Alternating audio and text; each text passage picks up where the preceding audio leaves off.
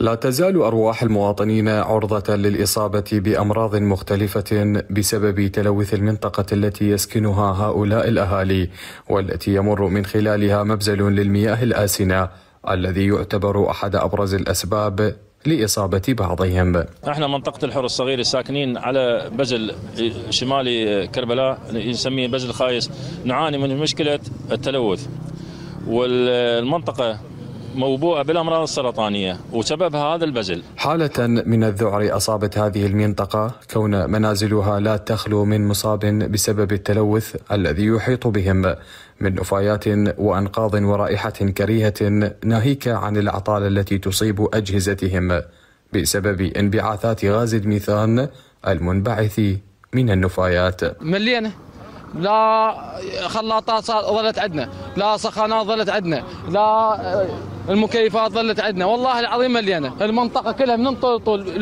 لو بيتين ما بيها امراض، كلها امراض.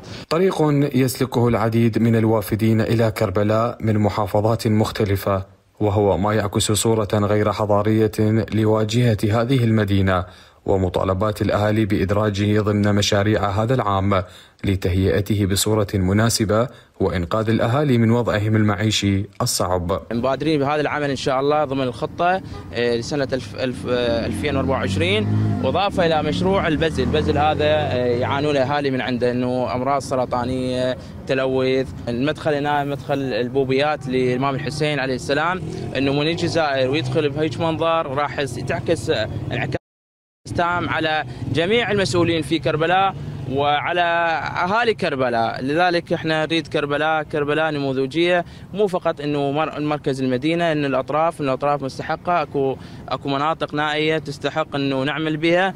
تمر الايام على هذه المنطقة بقساوة كونها اثرت على صحتهم ووضعهم الاقتصادي بسبب ما تخلفه من النفايات والانقاض. من كربلاء، جاسم الهميم، التغيير.